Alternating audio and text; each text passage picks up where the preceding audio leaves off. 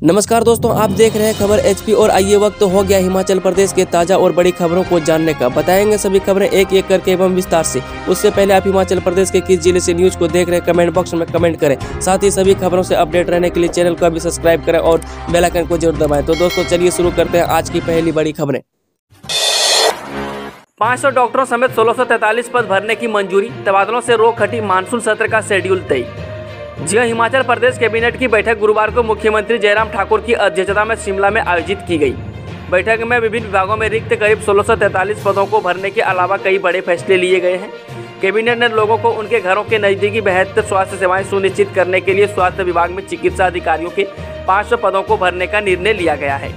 साथ ही कैबिनेट ने फैसला लिया है कि डॉक्टरों के 500 पदों में से 300 पद 1 माह के भीतर वॉक इन इंटरव्यू के तहत और 200 पद हिमाचल प्रदेश लोक सेवा आयोग के माध्यम से भरेंगे।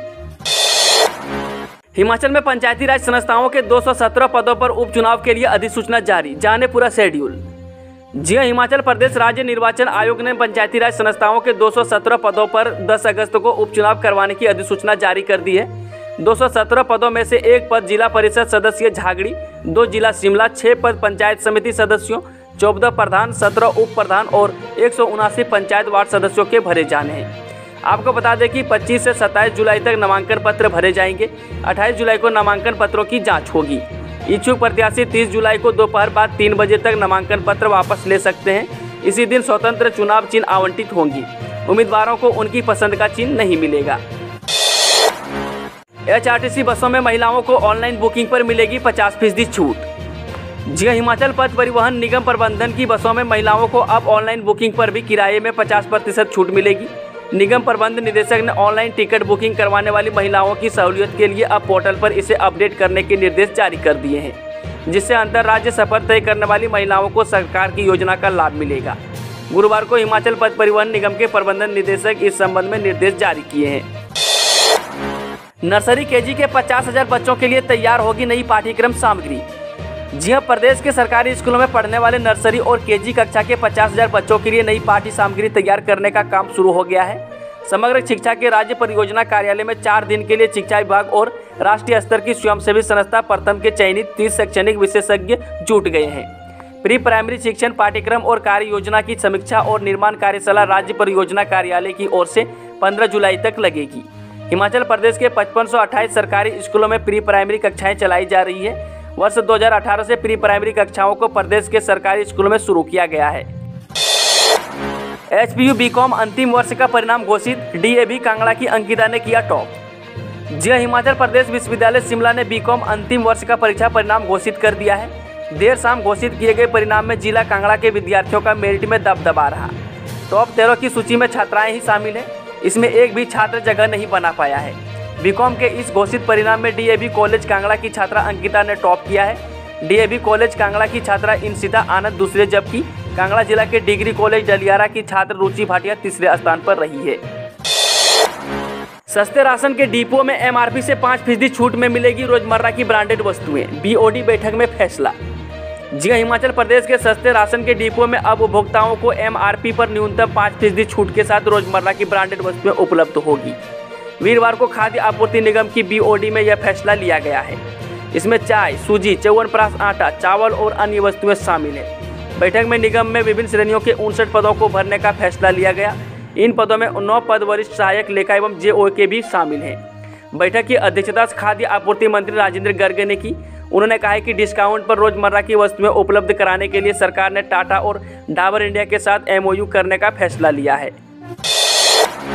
जिला परिषद कर्मचारियों को वेतन भुगतान और अन्य कार्यों में देरी पर नपेंगे बीडीओ। जी हां, हिमाचल प्रदेश के जिला परिषद कर्मचारियों को वेतन भुगतान और अन्य कार्यों में देरी पर संबंधित बीडीओ पर कार्रवाई होगी। प्रदेश के 40 ब्लॉकों में बीडीओ की कोताही पर राज्य सरकार ने एडीसी को पत्र जारी किए हैं। कई बीडीओ ने नेशनल पेंशन स्कीम की धनराशि काटने के बाद समय पर कर्मचारियों के खाते में नहीं डाली। इसके अलावा इन कर्मचारियों की बीमा राशि तक नहीं काटी गई और ऐसी स्थिति में सेवा के दौरान मृत्यु होने पर परिजनों को बीमा राशि तक नहीं मिल पाई है। हिमाचल में 60,000 स्वयं सहायता समूहों की बनेगी कंपनी। 3.73 लाख महिलाओं को कारोबार बढ़ाने में मिलेगी मदद। जी हां, हिमाचल प्रदेश में ग्रामीण स्तर पर स्वरोजगार की राह आसान कर रहे 60,000 से अधिक स्वयं सहायता समूहों की अब कंपनी बनाई जाएगी।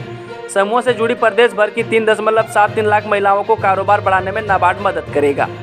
आपको बता दें कि 5 वर्षों के लिए 1 करोड़ रुपये तक का कंपनी में निवेश किया जाएगा। कंपनी के तैयार उत्पादों में सुधार लाकर बाजार भी उपलब्ध करवाने में नाबार्ड मदद करेगा। इसके साथ ही प्रदेश में हर स्वयं सहायता समूह छोटे स्तर पर हथकरघा, हैंडलूम से लेकर खाने पीने का सामान तैयार करता है। ग्रेडिंग मशीनों पर अब 18% GST वसूलने की तैयारी। जी हां, बागवानों पर सेब सीजन के दौरान काटन के बाद अब ग्रेडिंग मशीनों पर GST बढ़ने की मार पड़ने वाली है। GST काउंसिल ने ग्रेडिंग मशीनों पर 5 से बढ़ाकर 18% GST वसूलने का फैसला लिया है। 18 जुलाई से नई दरें लागू होंगी। इसके बाद 2 लाख की ग्रेडिंग मशीन पर बागवानों को 36,000 रुपये अतिरिक्त चुकाने होंगी। ग्रेडिंग मशीनों के साथ इस्तेमाल होने वाले जनरेटर, स्टेपलाइजर और प्लास्टिक क्रेट पर 18% GST वसूला जा रहा है। आपको बता दें कि मशीन लगाने पर औसतन 10 लाख रुपये खर्च होते हैं। नई दरें लागू होने पर अब 1,80,000 रुपये सिर्फ GST ही चुकाना होगा। चुनावी साल में सेब का समर्थन मूल्य 1 रुपये बढ़ाया, नाराज बागवान करेंगे आंदोलन। जी मुख्यमंत्री जयराम ठाकुर की अध्यक्षता में वीरवार को हुई कैबिनेट बैठक में सेब, आम और नींबू प्रजाति के फलों पर खरीद मूल्य 1 रुपये प्रति किलोग्राम बढ़ाने का फैसला लिया गया। कैबिनेट ने वर्ष 2022 के लिए सेब, आम और नींबू प्रजाति के फल जैसे किन्नू, माल्टा, संतरा, गलगट आदि की खरीद के लिए मंडी मध्यस्थता योजना के विस्तार को मंजूरी देने के साथ गत वर्ष की तुलना में खरीद में 1 रुपये प्रति किलोग्राम वृद्धि करने की भी मंजूरी दी है। सरसों तेल 10 तो रिफाइंड 20 रुपये तक सस्ता, शिमला शहर की अनाज मंडी में पहुंची। जी शिमला शहर वासियों के लिए राहत भरी खबर है। हिमाचल प्रदेश की राजधानी में सरसों तेल और रिफाइंड के रेट घट गए हैं। शहर की अनाज मंडी में पहुंच रही तेल और रिफाइंड की नई सप्लाई में इनके दाम 20 रुपये प्रति लीटर तक घटे हैं। इससे राशन कार्ड धारकों को भी राहत मिलेगी।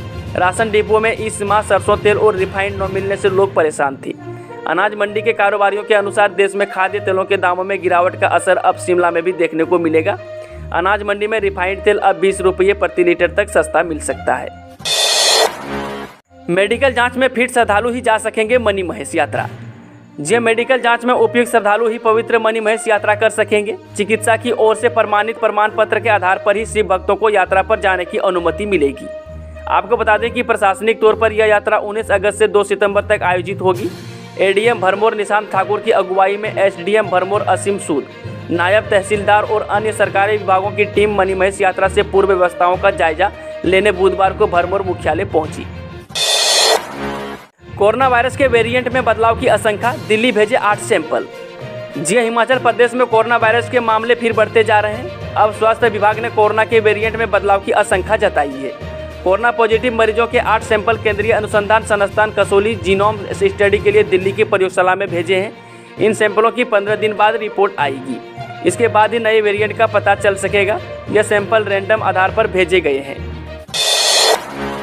सेब बागवानों को झटका, हिमाचल में 15% तक बढ़ाए काटन के दाम, बाजार से महंगी खरीदनी होगी पैकिंग ट्रे। जी Himachal Pradesh horticulture produce marketing and processing corporation ने इस बार 20 किलो के काटन की कीमत 66 रुपये 78 पैसे से लेकर 75 रुपये 65 पैसे तक, जबकि 10 किलो के काटन की कीमत 50 रुपये 43 पैसे से लेकर 52 रुपये 40 पैसे तक तय की है। वह चलता आज की आखिरी खबर। कबड्डी टीम के चयन पर पद्मश्री अजय ठाकुर ने उठाए सवाल, फेडरेशन पर धांधली के आरोप। जी हां, अंतर्राष्ट्रीय कबड्डी खिलाड़ी पद्मश्री अजय ठाकुर ने कबड्डी फेडरेशन पर गंभीर आरोप जड़े हैं। उन्होंने कहा है कि कबड्डी की सीनियर टीम में धांधली कर खिलाड़ियों को रखा गया है। दोस्तों वीडियो थोड़ा भी पसंद हुआ वीडियो को लाइक शेयर, चैनल को सब्सक्राइब जरूर करें और कमेंट बॉक्स में कमेंट करके बताएं कि आप न्यूज़ को किस जिले और पंचायत से देख रहे हैं।